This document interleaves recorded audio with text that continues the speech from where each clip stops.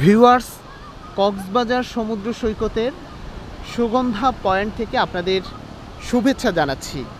এই মুহূর্তে আমি এই সুগন্ধা পয়েন্টের কক্সবাজার সমুদ্র সৈকতের একেবারে ঠিক সমুদ্রের ঢেউগুলো দেখছি।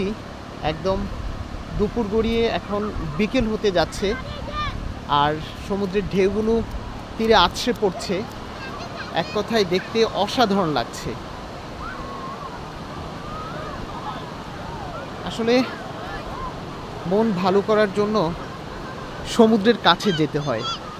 সমুদ্রের বিশালতা আপনার মনকে একদম ভালো করে দিবে।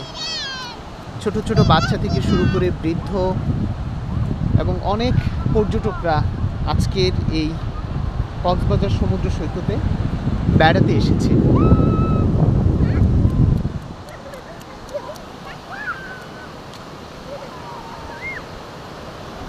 বিশ্বের দীর্ঘতম সমুদ্র সৈকত হচ্ছে আমাদের এই কক্সবাজার সমুদ্র সৈকত, এবং এই কক্সবাজার সমুদ্র সৈকতের লাবণী পয়েন্ট, সুগন্ধা বিচ, এগুলো একদম পাশাপাশি, জাস্ট একটু দূরত্বে এক একটা বিচ।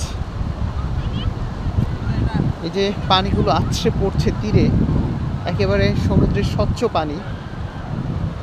পানি দিয়ে হাঁটছি।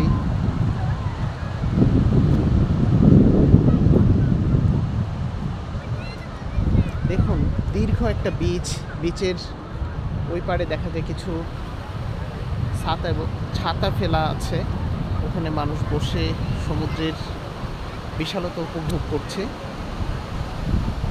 আর সামনে যে ফাঁকা জায়গাগুলো দেখছেন, এগুলোতে কিছুক্ষণ আগেও পানি ছিল, কারণ সমুদ্রের এই তীরে কিছুক্ষণ পরপরই জোয়ার ভাটা চলে,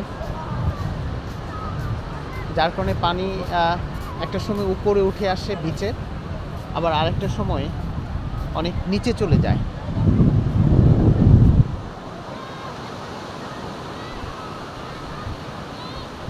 দীর্ঘ একটা বিচের বিশাল এলাকা জুড়ে মানুষের আনাগোনা রয়েছে এখানে, এবং প্রতিদিনই অসংখ্য মানুষ দেশ এবং বিদেশ থেকে এই কক্সবাজার সমুদ্র সৈকতে বেড়াতে আসে।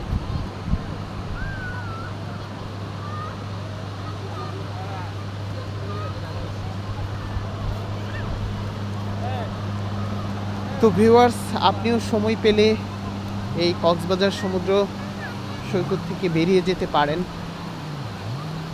কারো যদি মন খারাপ থাকে বা কেউ কোনো কারণে যদি বিষণ্ণ থাকেন, তাহলে এই সমুদ্র তীরে আসলে সমুদ্রের বিশালতায় আপনার মন অবশ্যই ভালো হয়ে যাবে। তো ভিউয়ার্স, এই ছিল সুগন্ধা পয়েন্টের কক্সবাজার সমুদ্র সৈকতের সৌন্দর্য। ভালো থাকুন, দেখা হবে অন্য কোনো দিন, অন্য কোনো স্থানে।